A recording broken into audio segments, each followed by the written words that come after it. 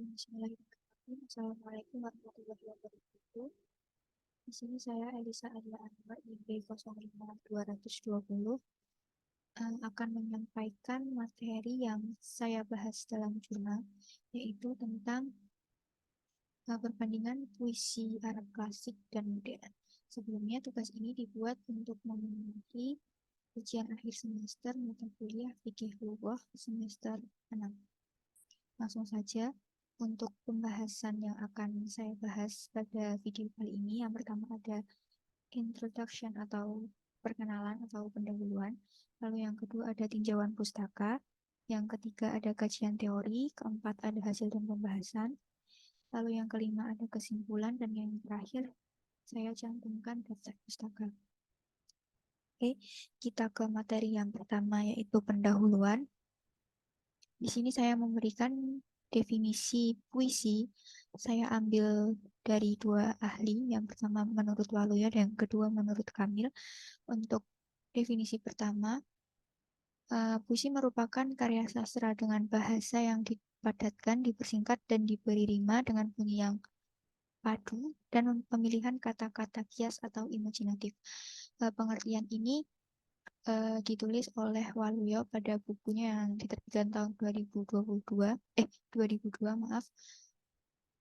Pengertian lain menjelaskan yang dimaksud dengan puisi itu adalah jenis sastra yang bentuknya dipilih dan ditata dengan cermat sehingga mampu mempertajam kesadaran seseorang akan suatu pengalaman dan membangkitkan tanggapan khusus lewat bunyi dan makna khusus.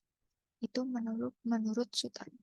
Sedangkan dalam kesusastraan Arab, puisi itu dikenal dengan istilah syair. Nah, Asyayib mendefinisikan puisi Arab sebagai ucapan atau tulisan yang memiliki wazan atau bahr. Bahr yang dimaksud itu mengikuti prosodi atau ritme gaya lama dan qafiyah atau rima akhir atau kesesuaian akhir baris serta unsur ekspresi rasa dan imajinasi yang harus lebih dominan dibanding prosa. Pengertian dipaparkan oleh Kamil. Lalu sebenarnya sejarahnya puisi itu telah ada sejak masa jahiliyah, yaitu masa di mana Islam itu belum masuk ke daerah Arab. Jadi pada masa jahiliyah seorang penyair itu dianggap memiliki posisi yang tinggi karena apabila seseorang penyair itu muncul di satu kabilah, itu kabilah itu akan menjadikan kehormatan tersendiri untuk kabilahnya tersebut. Mengapa? Karena penyair dikenal sebagai seseorang yang memiliki kekuatan untuk mengalahkan lawan karena dia itu berperan sebagai penyambung lidah kabilah yang mengumandangkan kemuliaan dan kebanggaan mereka. Penyair merupakan pelindung dan kehormatan mereka. Maksudnya mereka di sini adalah kabilah itu sendiri karena penyairlah suatu kabilah dapat dikenang dan dihormati. Jadi sejak zaman jahiliyah itu para penduduk Arab itu memang menyukai puisi. Ibnu Abbas, sahabat Rasulullah, menyebut puisi sebagai buku harian bangsa Arab karena saking seringnya masyarakat Arab pada saat itu tuh berpuisi. Jadi setiap apa yang mereka rasakan, mereka tulis dalam puisi. Apa yang ada di sekitar mereka, mereka tulis dalam puisi. Nah, seiring berjalannya waktu, puisi Arab ini mengalami perubahan. Jadi perubahan ini tuh bermula ketika pada masa pemerintah Utsmaniyah itu pemerintahan pada saat itu lemah. Jadi ada kekacauan di sana, tidak hanya masalah sosial pada masyarakatnya, tetapi juga masalah kesusastraannya. Nah, dari keruwetan yang terjadi pada masa Utsmaniyah itu, datanglah bangsa Eropa ke daerah Arab untuk menyebarkan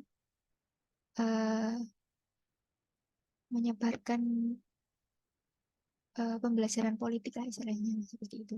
Nah, gara-gara masyarakat bangsa Eropa itu datang, tanpa disadari masyarakat Arab, terutama cendekiawan dan sastrawan pada saat itu, mereka itu tergerak untuk melakukan perubahan karena mereka mendapatkan pandangan-pandangan baru yang dibawa oleh bangsa Arab itu. Perubahan itu mencakup perubahan sosial dan terutama pada perubahan sastranya, terutama pada bagian puisinya.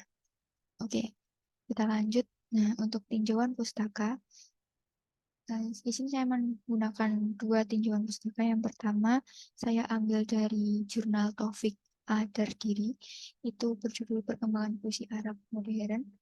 Pada jurnal itu membahas tentang perkembangan puisi Arab modern. Dan yang kedua, jurnal yang ditulis oleh Amin Nasir dan Miftahul Huda dengan judul Mengarang Syair Arab Melalui Kebiasaan Menulis Siswa dalam Kajian Arud wal Qawafi. Lalu sebelum kita masuk ke pembahasan materi inti, di sini saya akan menyampaikan kajian teori terlebih dahulu. Jadi untuk membahas puisi Arab klasik dan modern, saya menggunakan dua kajian teori. Yang pertama ada puisi Arab atau syair. Syair itu dalam bahasa Arab ialah syair yang menurut bahasa berasal dari kata sya'aro yang artinya mengetahui atau merasakan. Menurut istilah, syair ialah perkataan yang sengaja disusun menggunakan irama atau wazan Arab. Syair Arab adalah seni puisi yang dikembangkan bangsa Arab sepanjang sejarah mereka sejak zaman pra-Islam hingga dewasa ini. Puisi Arab itu juga mendapatkan definisi dari Sutarno. Puisi Arab adalah jenis karya sastra yang bentuknya dipilih dan ditata dengan cermat sehingga mampu mempertajam kesadaran orang akan suatu pengalaman dan membangkitkan tanggapan khusus lewat bunyi, irama, dan makna khusus. Lalu, kajian teori yang kedua, landasan teori yang kedua itu menggunakan teori ilmu arut. Jadi ilmu arut ini merupakan ilmu yang mengetahui bentuk-bentuk wazan syair yang benar dan yang tidak benar, serta untuk mengetahui zihaf maupun ilat, yakni perubahan bentuk wazan syair. Pengertian ini didefinisikan oleh Nawawi dan Mardani. Jadi ilmu arut ini merupakan suatu teori yang dicetuskan oleh Imam Khalil untuk mentaktik atau mengubah jika ingin mengubah suatu syair. Nah, itu digunakan ilmu arut ini agar tafilah-tafilah yang digunakan pada syair tetap sama dari awal sampai akhir baris. Seperti itu. Lalu kita ke hasil dan pembahasan. Setelah melihat sejarah perkembangannya yang saya sampaikan di awal tadi, yaitu pada sejak keberadaan puisi pada masa jahiliyah, lalu bangsa Eropa datang, akhirnya para cendekiawan dan sastrawan itu tergerak hatinya, tergerak pikirannya untuk mengubah kemunduran bangsa Arab ini menjadi kemajuan. Nah, itu akhirnya puisi Arab klasik itu berkembang dan menjadi puisi Arab modern. Di sebelumnya itu ada karakteristik puisi Arab klasik yang nanti akan dibandingkan dengan puisi Arab modern. Yang pertama, karakteristiknya tema yang diangkat sesuai dengan kehidupan harian seperti tadi yang disampaikan oleh sahabat Rasul Ibnu Abbas tadi. Jika syair pada masa Arab itu dijadikan sebagai buku kehidupan karena memang pada saat itu masyarakat apapun yang mereka rasakan, mereka akan menulisnya ke dalam sebuah puisi. Apapun yang ada kejadian ada di sekitar mereka, mereka menuliskannya dengan puisi. Jadi selain itu, puisi juga digunakan untuk menghibur diri dan yang paling menonjol pada puisi Arab klasik ini adalah selain itu pada puisi Arab klasik ini tidak ada judul di dalamnya. Jadi sebelum syairnya itu tidak ada judul, tidak seperti puisi Arab modern. Nah, di sini ada contoh tema-tema puisi Arab klasik. Yang pertama ada Al-Madah atau pujian. Di sini contohnya artinya adalah, tidakkah engkau tahu bahwa Allah memberimu suatu kemuliaan, engkau melihat semua raja sedang bimbang, engkau bagaikan matahari, mereka bagaikan bintang-bintang, jika matahari terbit maka satu bintang pun tak tampak. Nah, puisi ini dibuat untuk memuji seseorang. Jadi di sini uh, seseorang dipuji menggunakan puisi. Lalu yang kedua ada al-ghazal, yaitu puisi yang digunakan untuk membicarakan seorang wanita. Di sini contohnya artinya itu, sesungguhnya wanita itu laksana bunga-bunga yang diciptakan untuk kita, dan kita semua terpesona akan wanginya bunga-bunga tersebut. Jadi di sini puisinya intinya ini tengah apa ya, tengah mendeskripsikan keindahan seorang wanita seperti itu. Lalu yang ketiga ada al-hija atau ejekan. Nah, di sini puisi ini berfungsi sebagai ejekan. Maksudnya gimana? Di sini ada contoh, aku dan semua penyair sama-sama manusia, tetapi setannya dia seorang perempuan dan setanku seorang laki-laki. Ini ditujukan untuk masyarakat kafir pada saat itu, gimana agar mereka itu tidak menjelek-jelekan Islam lagi, sehingga mereka membuat puisi yang berbentuk ejekan. Lalu ada yang yang keempat ada al-hamasah atau penyemangat, yang kelima ada al-risa atau elegi kesedihan, yang keenam ada al-wasaf atau penggambaran. Ini ditujukan untuk menggambarkan suatu kondisi atau suatu keadaan, dan yang terakhir ada al-hikmah atau nasihat. Puisi ini ditujukan untuk memberikan nasihat kehidupan. Lalu kita lanjut ke materi berikutnya, yaitu ada puisi Arab modern. Jadi puisi Arab modern itu berkembang setelah Eropa datang ke tanah Arab seperti yang telah saya jelaskan di awal tadi. Untuk karakteristik puisi modern sendiri, tema ini lebih bebas karena telah terpengaruh oleh pemikiran-pemikiran Barat dan tidak terikat oleh tafilah, tidak seperti puisi Arab klasik yang sangat terikat dengan tafilah.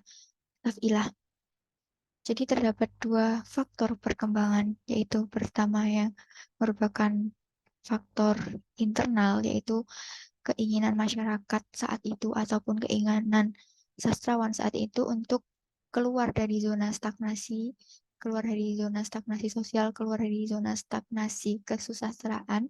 Jadi mereka ingin memunculkan sesuatu yang baru, dan didukung dengan faktor eksternal, di mana saat itu Eropa datang dan membawa pemikiran-pemikiran baratnya yang dijadikan sebagai landasan sastrawan Arab modern untuk membuat puisi-puisi mereka. Nah, masuknya puisi Arab modern ini dibagi menjadi 5 periode, yaitu yang pertama ada aliran neoklasik. Di sini tokohnya ada Mahmud Sami Al-Barudi. Nah, Mahmud Sami Al-Barudi ini merupakan salah satu sastrawan yang tadi, jadi pencetus pertama yang ingin merombak puisi Arab klasik menjadi puisi Arab modern. Nah, itu adalah Mahmud Sami Al-Barudi. Lalu pada masa era neoklasik ini juga dilakukan publikasi naskah-naskah klasik, lalu ada muncul diwan juga, dan yang terakhir tema baru dan lama itu digabungkan. Jadi pada masa ini tema-tema yang lama, tafilah, nah termasuk tafilah itu masih ada pada zaman neoklasik ini, tetapi tidak semua penyair menggunakannya, jadi hanya sebagian saja. Lalu pada periode yang kedua, yaitu periode Halil Mutran, yaitu pada tahun 1872 sampai 1949. Di sini puisi itu lebih mementingkan makna. Jadi Mutran ini berusaha untuk menghapus pola qasidah. Jadi tafilah-tafilah yang ada di masa neoklasik ini dihapuskan dan diganti, dan lebih mementingkan makna yang ada dalam puisi karangannya. Jadi Mutran ini menganggap kalau neoklasik ini tuh masih tercermin sekali dengan puisi-puisi Arab klasik. sebelum masa puisi modern.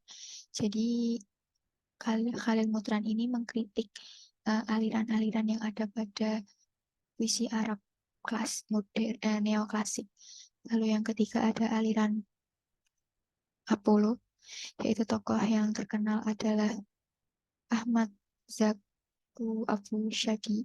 Jadi di sini karakteristik puisi pada Arab modern pada periode ini adalah mengabaikan rima dan berisi curahan hati. Jadi sebelumnya kalau di puisi Arab klasik itu rima atau bunyi akhiran berbaitnya itu sama, pada aliran Apollo ini mulai dihilangkan atau mulai mengabaikannya. Lalu yang ke ada kelompok diwan. Jadi ada 3 tokoh. Yang pertama ada Abdul Ar-Rahman Syukri, Abbas Mahmud Al-Aqad, dan yang terakhir ada Ibrahim Abu Al-Qadr Al-Mazani. Nah, pada kelompok diwan ini sangat menolak adanya Qafiyah, dan yang terakhir ada penyair Mahjar. Jadi penyair Mahjar ini merupakan penyair yang jadi sekumpulan penyair yang ada di daerah Amerika. Mereka ini merupakan imigran dari daerah Lebanon dan Syria. Nah, jadi mereka menetap di Amerika Utara, tepatnya di daerah New York ya. Sebentar. Tepatnya di daerah New York, mereka itu mendirikan kumpulan sastrawan bernama Ar-Rabithah Al-Qalamiyah atau Liga Pena. Jadi mereka melakukan pembaruan dengan konsep matang dan Amerika Selatan, yaitu jadi di 2 tempat, yang pertama di New York dan yang kedua ada di Amerika Selatan, yaitu di Sao Paulo, berdiri Al-Usbah Al-Andalusiyah atau Liga Andalusia. Jadi mereka melakukan pembaharuan puisi secara konservatif. Tokoh pada kelompok ini ada Khalil Gibran atau kita kenal sebagai Khalil Gibran, lalu Mikael Nulaimah, Ilya Abu Madi, dan Rosyid Ayub. Nah, karakteristik puisi Arab modern pada kelompok Mahjar ini karena mereka itu tinggal di luar Arab, jadi mereka itu menyampaikan keluhan atas perasaan terasing di tempat yang mereka tinggal saat itu. Lalu puisi mereka itu dipenuhi dengan kerinduan pada tanah air. Lalu ada karakteristik puisi mereka itu tercampur dengan unsur-unsur dinamis spiritualitas timur dan romantisme barat. Lalu terfokus pada masalah politik sosial tanah air, dan yang terakhir humanitarianisme politik sosial tanah air. Humanitarianisme yang tidak mengenal batas, perbedaan makhluk cinta alam, dan pengungkapannya sederhana. Lanjut ke perbedaan puisi Arab klasik dan modern. Setelah penjelasan tadi, maka kita klasifikasikan perbedaannya.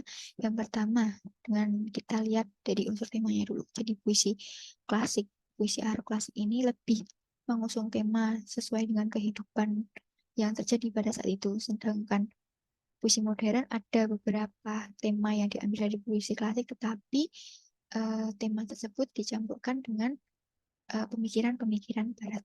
Lalu yang kedua, itu berkaitan dengan judul. Jadi di puisi Arab klasik tidak ada judul, tapi kalimat pertamanya itu sudah merupakan seperti sudah sesuai gitu dengan maksudnya yang ditujukan. Sementara puisi modern ini terdapat judul.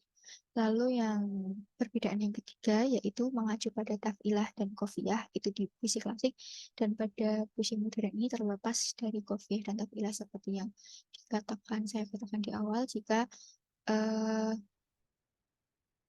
perlepasan qafiyah dan tafilah ini terjadi pada masa setelah neoklasik ya, yaitu pada masa Khalil Mutran. Oke, kita lanjut. Nah, di sini ada penjelasan atau taktik dari bagaimana puisi klasik Arab ini diubah. Jadi yang pertama di sini saya mengambil dari bait Burdah. Oke. Nah, saya mengambil contoh dari Burdah karangan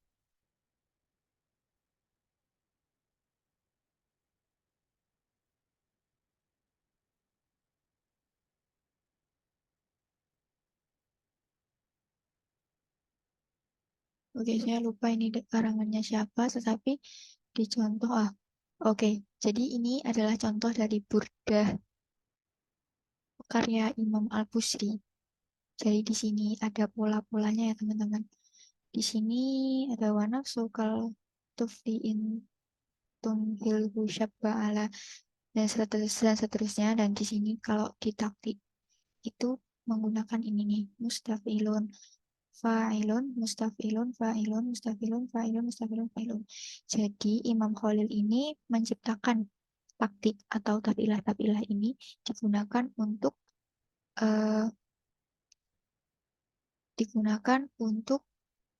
menciptakan atau agar bait-bait selanjutnya itu tetap sama. Jadi kalau semisal ada penyair yang ingin membuat suatu syair atau suatu bait puisi, itu menggunakan susunan tafilah sebagai berikut. Sebenarnya bahar-bahar itu ada banyak, seperti ada bahar, ada roja, selalu ada basit seperti itu. Tapi di sini saya hanya membahas ini saja. Nah, di sini sudah ada contohnya ya teman-teman. Jadi pertama ditulis dulu baitnya. Ini baitnya saya ambil di bait pertama ya, lalu diidentifikasikan sesuai dengan panjang pendeknya. Lalu ketemulah bahar seperti ini.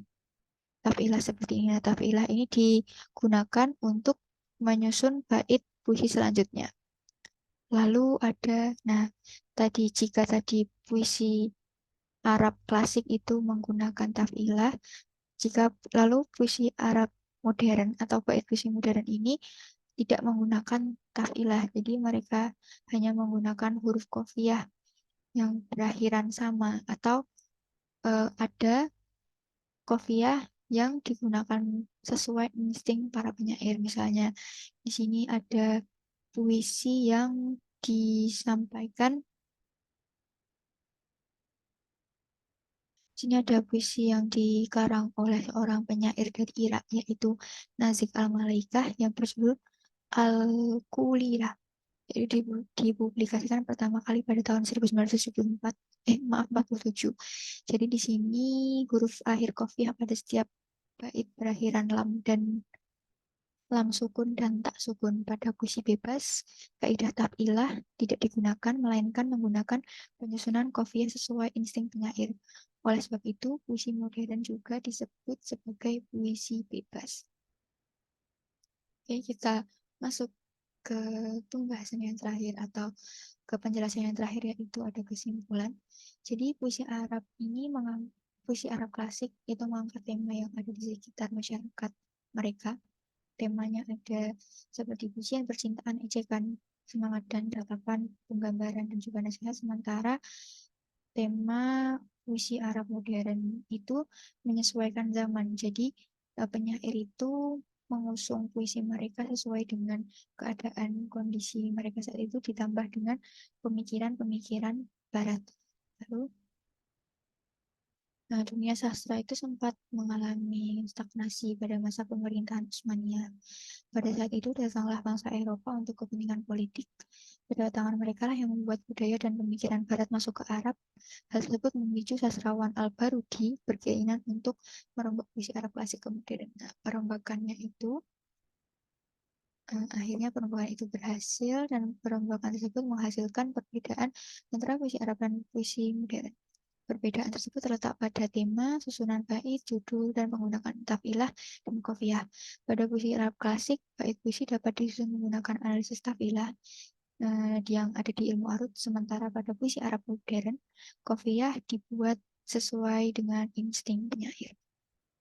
Oke, di sini saya cantumkan daftar pustaka. Dan yang terakhir, oke, terima kasih. Sekian materi yang dapat saya sampaikan, kurang lebihnya saya mohon maaf. Semoga materi yang saya sampaikan dapat bermanfaat. Syukron. Wassalamualaikum warahmatullahi wabarakatuh.